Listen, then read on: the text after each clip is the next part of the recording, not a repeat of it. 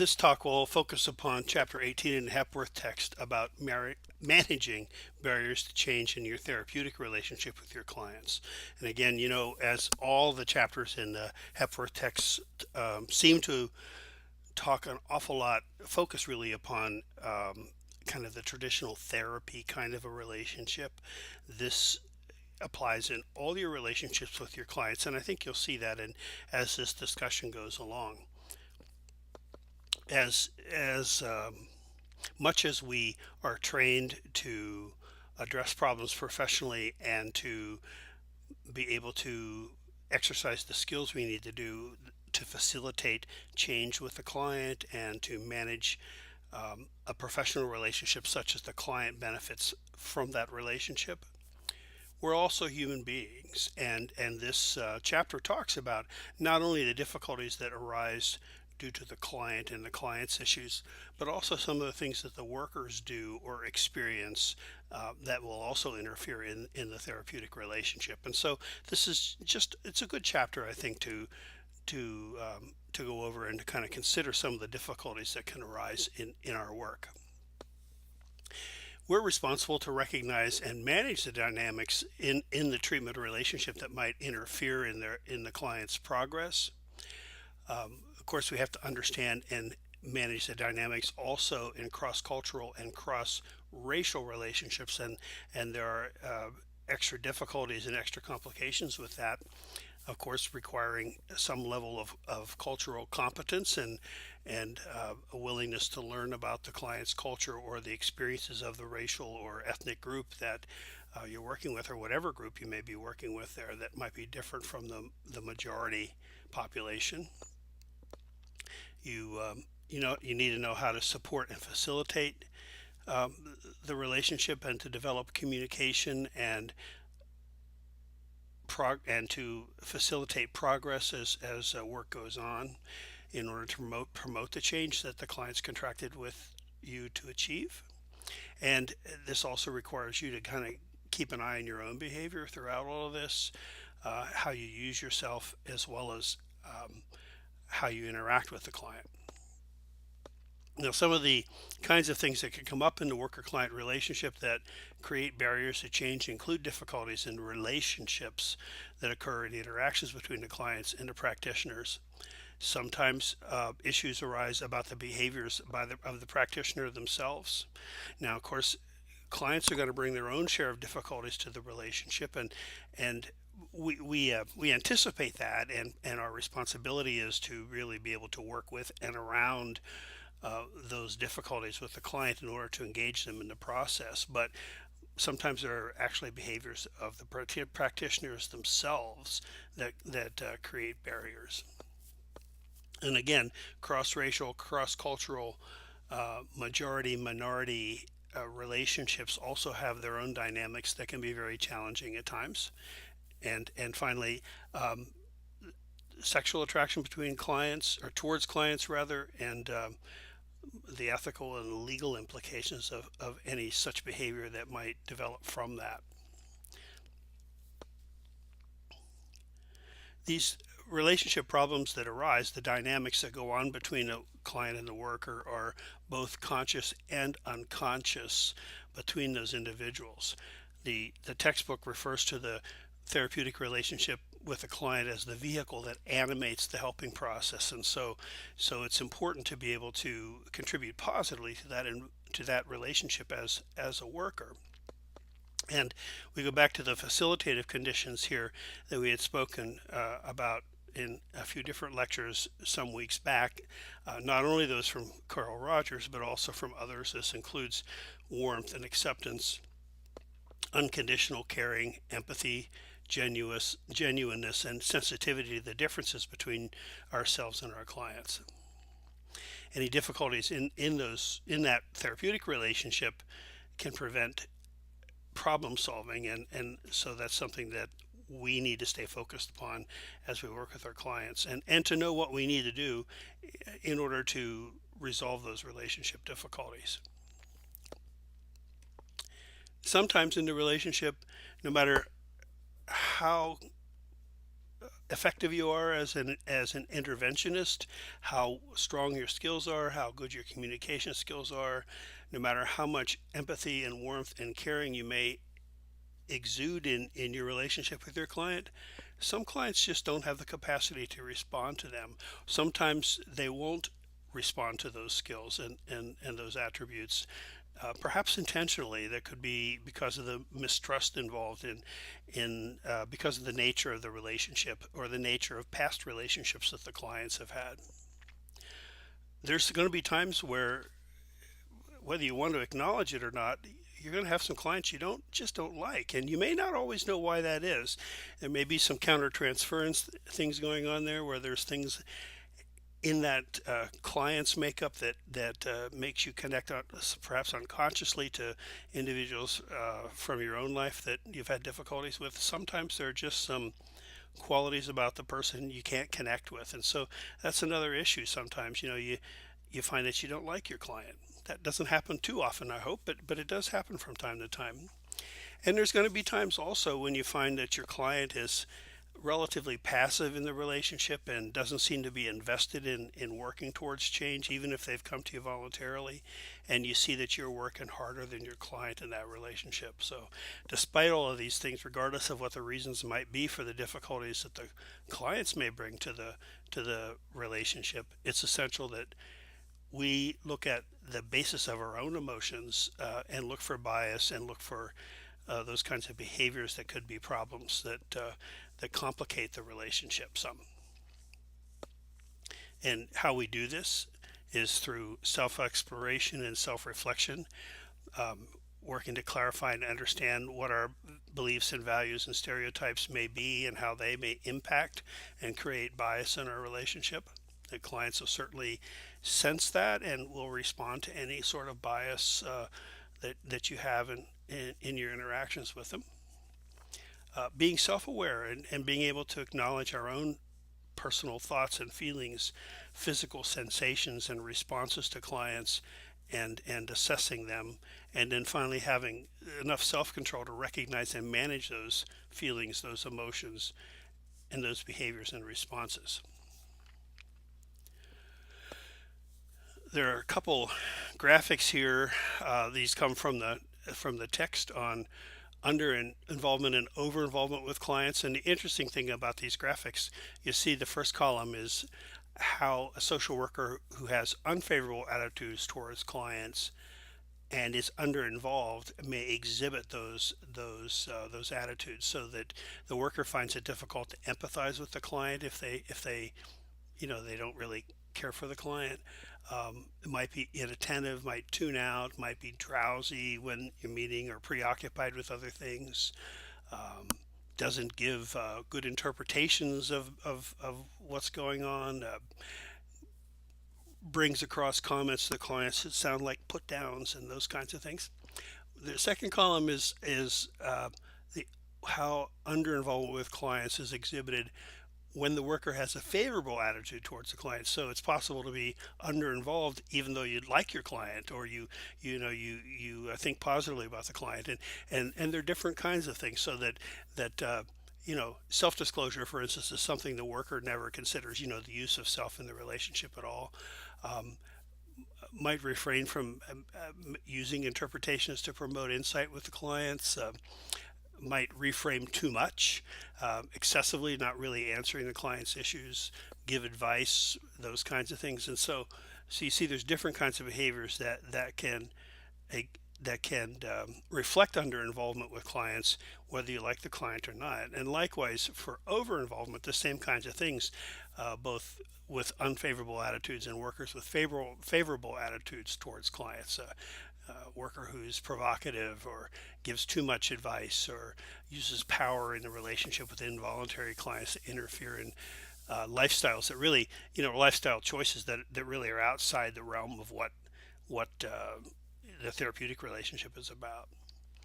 Whereas otherwise, maybe, if you have a favorable attitude and you're over involved with the client, it can be very, very sensitive to criticisms from the client, or um, you know, provide a lot of extra time. I mean, inappropriate time for the clients, to be on the phone with them after hours or those kinds of things. And again, sometimes you are on the phone with your clients after hours, perhaps, but I'm talking about kind of continually doing such things, sexual thoughts or fantasies about the client. Those kinds of things all suggest over involvement with individuals who you feel favorably towards. So these are just some things that are things that are worth watching out for and being alert to and understanding when they occur. And in all likelihood, your clients also recognizing these things and get a sense that there's something not right in the relationship, either under involvement or over involvement. Our work with our interactions with persons who come from all walks of life, who have all sorts of problems, who have uh, oftentimes, maybe even usually, been exposed to traumatic events in their lives and have to have the need to process this or to deal with the after effects of it or to adjust to life in response to those tragedies. All of these kinds of things. Oftentimes, you enter into situations where things are already quite um, quite negative. Sometimes people become our clients, our social work clients, because they haven't been able to resolve the issues uh, with the help of other professionals. I think a lot of times the people that come to us because they don't seek help out otherwise, and so problems fester and become bad enough by the time they reach us. And at least in many of the positions that we see clients in the social work profession, the problems are already so much out of hand that they're very unmanageable in some respects. I mean, it seems that way at least at first, and so you enter into situations where you see abused children, or you see people in prison, or you see victims of domestic violence and or extreme poverty or whatever it may be, and many problems that you can't resolve through your work, at least not quickly, or problems that require such intensive involvement on the part of the worker that you find yourself carrying thoughts of the client home with you at night or those kinds of things. And so what happens then is, this burden um, has its impact on the worker because again, we're human beings, and the wear and tear on our psyche from being exposed to individuals in such crisis and so many problems, separation from their family perhaps, or whatever it might be, really wears on us after a while. And in order to be able to experience the compassion you need in our field, and to be able to share that compassion with empathy and genuineness and openness in your treatment relationship with the client, um, you can't just close yourself off to the emotions that result from the kinds of crises that they're involved in.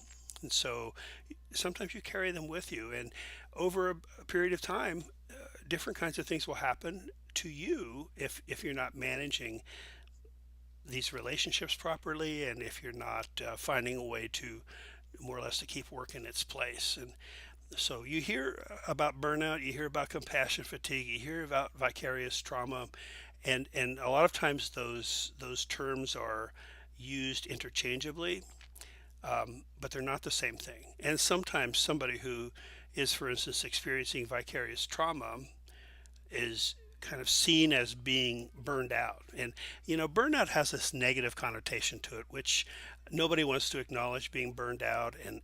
But sometimes that's sort of the judgment that we rush to when we see a worker who's having difficulty, dealing with the cases that the worker has to deal with. That he's burned out, and sometimes the knowledge and exposure to other people's trauma, for instance, and the desire to help increases your susceptibility to what indirect trauma or secondary trauma, I guess is another word, vicarious trauma for the worker, so that it wears on you so much that it's hard sometimes to connect with the client and or with other clients, and it might look like burnout, but it's not. And People who find themselves thinking they're burned out a lot of times think they need to leave their profession. And first of all, they don't. There are things you can do to address those problems. But beyond that, it's not always burnout. Sometimes it's vicarious trauma. Sometimes it's compassion fatigue. And I think the idea is, first of all, to know what it is that you're experiencing. Try to get a grip on that. And then you can begin to get an idea of what you can do to resolve that. But the basic kind of rule here for all of these is self-care is the thing, the remedy, and it's sort of preventative remedy. And so, to me, what that means is you don't take work home with you. When you leave work, and you go home and you live the rest of your life. And for myself, I mean, much of the years that I was in the social work field, I was living alone, and I didn't have any kids at home or anything like that. And even going home when there's not another person around, um, you you can't carry work home with you, because if you're working constantly, you never get away from that. You never relax your mind. And so it's important to find a way to kind of separate and break away from your profession when you go home, and just kind of be a normal person. Then do all the other things that you might do to enjoy yourself. Whether it's physical exercise. Some people are physically oriented, and so cross country skiing or running might be one way to do that.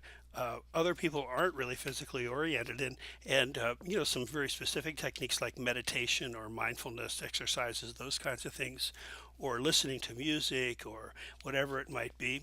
you know, there's a number of different things that we can do to relax and get our mind away from things and to put it on other things, pursue our hobbies and our other interests, art, whatever it might be, so that those kind of self-care things are very important. And that does mean not working to long hours at night. If you have to work over, if you have to kind of work on things after hours, my recommendation is stay at your desk. Don't take the work home, so that home is a sanctuary for you. But well, I know we've talked about this some previously, but I think that there are things you can do to mitigate against the development of these conditions, such that it becomes difficult for you to relate successfully to your clients anymore. So just keep that in mind. I had actually had an opportunity to go to a workshop pretty early in my career about burnout and burnout prevention, and those guys talked about the signs of burnout and things, and things that we could all relate to. Did the workshop a brilliant way. It was really pretty humorous the way they did it, but they suggested just simple things, even like every now and then changing. If you have an office, move your furniture around in your office, put new pictures up on the wall. New pictures, that is NEW, not NUD. It sounded like it might have been nude. I didn't say nude, I said new pictures on the wall. Even switch offices if you can with somebody, but change the physical environment of your workspace. Sometimes that just little things like that sometimes can make a difference in your own psyche in terms of dealing with the pressures at work. So self-care is an important thing, and again, remember there are specific things in each case that you can do to overcome some of the issues related to those problems, and return you to a spot where you are successful in your capacity to relate to your clients. There are certain barriers that that should say potential barriers to intervening, I believe, in reactions of your clients include things like misperceptions about the worker by the client, um, concerns about the real or perceived existing power differentials. For instance, with working with involuntary clients, a lot of times that's an issue that really will need to be addressed at some point fairly early in the relationship, I think. Um, Inept workers sometimes cause an inappropriate negative reaction from the client, and this becomes the source of conflicts that escalate. And again, that has to do with not having proper training. And sometimes, frankly, you'll see this with people um, that are hired in to work beside you, but that don't have a degree in the field. And you'll see sometimes how they may mishandle their interactions with clients, and it really sets up some negative things for the clients. And sadly, because of the nature of the relationship, a lot of times it's the client that gets blamed for the problems in the therapeutic relationship, and it really has to do with how the worker is dealing with the client. Cross-racial, cross-cultural barriers due to workers' ineptness, stereotype thinking, inaccurate assumptions, believing they understand the client's culture or the client when they don't. And on the client's part, sometimes a mistrust of persons in the dominant culture. In working with Alaska Natives, for instance, in OCS, individuals from particularly living in the villages, but also others in based more in the larger communities and kind of spread out among the general population. There's often a mistrust of government agencies and government workers, and that has a lot to do with the nature of the relationship between the tribes and the governments and the ongoing difficulties that that relationship has experienced over the decades and decades of experience. Not only in Alaska, this is also true in the lower 48. And I think you saw, we see some of that in interactions between individuals who live on the reservations in the lower 48, as well as those who live in the villages in Alaska. There may be difficulties in establishing trust on the client's part based on their own past experiences. This may not be necessarily specific to you as the worker. It could be due to past experiences with other workers. It could be due to experiences that the client has had with persons in authority or with adults or with men or with women in the past. And it isn't necessarily about what you're doing or not doing, although it could be.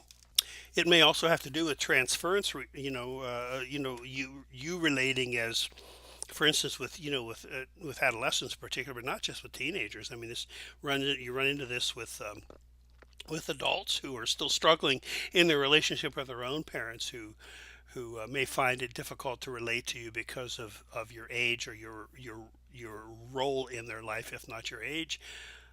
And it's really not about their relationship with you particularly as it is their relationship with persons like you, persons from their personal life, and that's transference, where the client may have unrealistic perceptions of you that really arise from their relationship with others. And these can be positive or negative, certainly, and they can also be unrealistic positive attitudes where, well, first of all, sometimes transference can also lead to the clients having sexual fantasies about the workers as well, based upon past relationships, but also taking the sexual component out of it. I think sometimes clients can ascribe overly positive qualities to you as an intervener, somebody who has effectiveness that they don't experience themselves and others haven't had in their lives, and believe overly positive things about you that are very unrealistic as well. And although you might think that could be useful, perhaps it can be sometimes in your relationship with your client, in the long run, they're destructive reactions, because the client should be perceiving you for who you really are and not who they want you to be. So when you see any of these kinds of things or others, arising, difficulties in your interactions with clients that have to do with the client and what's going on inside the client, generally the recommendation is to kind of bring that out into the open, talk about it, and respond to it in an appropriate way, and maybe develop that mini contract that it's mentioned here at the top of the page, that when these troublesome feelings and perceptions occur, that they're going to be talked about and not allowed to kind of fester in the background.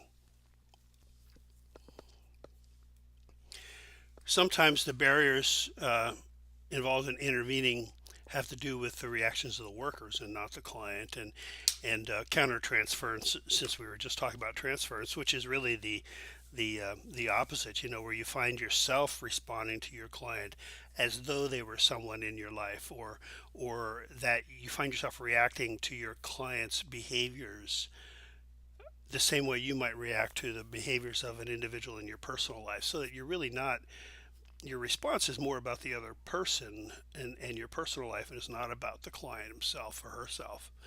There are certain attributes with clients, certain behaviors that are going to arouse these um, defensive patterns in the worker, and usually they're unconscious and they're not easily recognizable. But if you find yourself having particular difficulties with the client, and just being so upset or perhaps even so positively responding that they're unrealistic responses, overly positive or overly negative, overly emotional, you really ought to be looking at whether there's any countertransference stuff going on there. And this is a time for you to sit down with your supervisor in a constructive fashion. And hopefully you have a supervisor. If you're in private practice, then you have some sort of consultation agreement set up with another person, another professional that you can talk over these things with. And sometimes another person's involvement in this with you can help you understand a little bit about what's going on. Um, Sometimes we just have what's called realistic practitioner reactions to things. Uh, you know, I, we talk about this here in this class and in other social work classes about who it is that we have difficulty working with, and I think that's really not what they're talking about here. And that difficulty actually may be more related to countertransference reactions than to realistic reactions, but it isn't unusual that we might have difficulties, for instance, in wanting to work with clients who are violent. Aggressive clients. First of all, one of the things we have to do, if you have a client who is sort of have a menacing or aggressive kind of approach to you, one of the things you have to do is just um, give feedback to that client about how their behavior um, is offensive and um, how it's processed by you and how it impacts your ability to work with them. And I would say discuss it, but carefully. If you have an aggressive client, you certainly don't want to set yourself up to be assaulted or anything like that. Um, but you may be reluctant to interact with those individuals, and you may have you know value judgments made about the things that your clients have done, the things that have brought them to you, and those are human responses and human reactions. But it may also tell you that there may be some populations of individuals that you really ought not to be working with as a professional. The population, it always comes to mind. I mean, it's one of the first ones to be brought into the discussion when the subject of who would you feel like you would have the most difficulty working with, of course, are sex offenders, and in particular child molesters. And I always say we're not going to resolve the issue of sexual abuse and sexual assault and sexual abuse of children only by working with victims. We unless the society is going to, and it's not going to do this, get all the sex offenders off the streets and lock them away for the rest of their lives. And I wouldn't recommend that to begin with. That's not the appropriate response. But quite literally, that would be the only way to resolve the issue of sexual assault and sexual abuse by working with victims only. We have to work with the offenders, and somebody's got to do that, and that means that there has to be individuals who are willing to listen to those offenders, and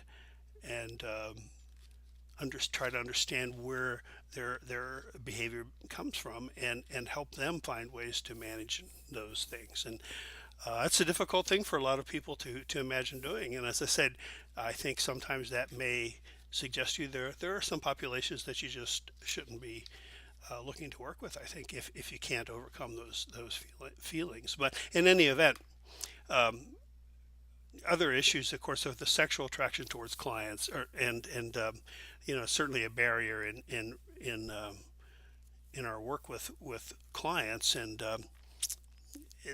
a lot of the literature that you read about the therapeutic alliance with clients will tell you that from time to time, it's not unusual for workers to find themselves experiencing a sexual attraction with one client or another.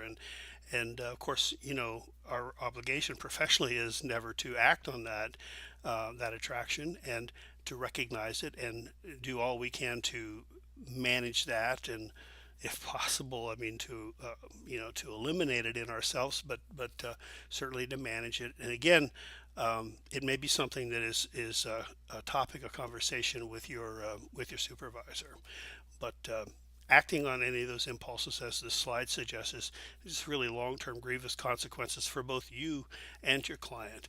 And I think at one time, I don't know if this is still the case in us, the APA Code of Ethics, um, American Psychological Association's Code of Ethics, said that a psychologist is prohibited from having a sexual relationship with clients for 2 years after that person was no longer their client, and that 2 years has sort of been a kind of a rule of thumb in the professional discussions, but your social work code doesn't say that, and there is this belief: once a client, always a client. Um, but in any event, this is another area, without getting into any great long discussion on this. This is another area where barriers do arise in our ability to work with clients, and it's up to us to manage these things properly. So, motivating change then in overcoming these barriers, I guess certain kinds of things that we can do with clients that are lacking in motivation, to overcoming those barriers. Um, First of all, anticipating you know. Opposition in your work with clients, and with those involuntary for clients. This is, I think, what reactive reactance theory is really looking at. This idea that we recognize how the client's going to react to us, and develop some strategies for overcoming that from the beginning. To know about change strategies, and motivational interviewing was the thing, of course, that's been mentioned, I think, in all of our textbooks in one form or another, and knowing the different stages of change, and being able to work with those stages of change, so that we can move our client along towards the point where they are motivated, they gain the motivation they need.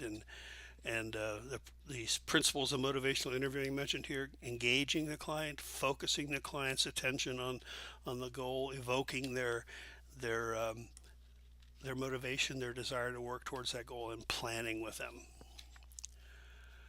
Positive connotations used to reduce the threat level associated with a client's thoughts and feelings in the face of change. Sometimes, as much as clients want the end result, they fear what it will be like when they're successful in creating that change, and sometimes for good reason. And so, sometimes you can kind of redefine the problem as opportunities for growth, rather than being something that's threatening. And this involves techniques like relabeling and reframing. We've talked about these in other discussions as well. Therapeutic binds is also mentioned here in this chapter, and this is where you confront your client with the self-defeating behavior the client's engaged in such a way that the client has to either modify the behavior or else own responsibility for choosing to perpetuate the difficulties by not changing the behavior. And there's an example in the book given about somebody who is afraid, is worried about being rejected in relationships with other people. But despite that, and despite the work the worker was putting into trying to get them to engage with others, this individual continued to turn down opportunities to interact with other people, decline social invitations, and really wouldn't make an effort to reach out to others. And the worker basically kind of says to the client, you can either risk being with others or continue as you are, but you said that you wanted your life to be different. So, are you going to continue to do what you're doing to prevent your progress here? Or are you going to continue doing what you're doing, and just kind of acknowledge that you're making this choice? So that's a therapeutic bind. And there are some other things that are really good for motivating change and bringing about change, that are advanced techniques, paradoxical interventions, where basically and I think we talked about this earlier in the semester also, where you more or less prescribe the symptom, with an oppositional client, and it kind of puts them in a bind where they either have to do what you want, or which really opposes their nature, or they have to uh, stop doing what they're doing in order to oppose you, more or less. And, it's kind of a complicated thing, but there's some very very good techniques for getting people out of their box and moving forward. So, and those are for really for other advanced therapy classes that are more specific with different kinds of techniques. So that's what Hepworth and his associates have to say about this. I like this chapter. I think there's some good topics for conversation in here. And if it does bring up any questions in your mind, feel free to contact me or write to me, and we can kind of communicate a little bit more about this topic if you'd like. Thank you. Take care.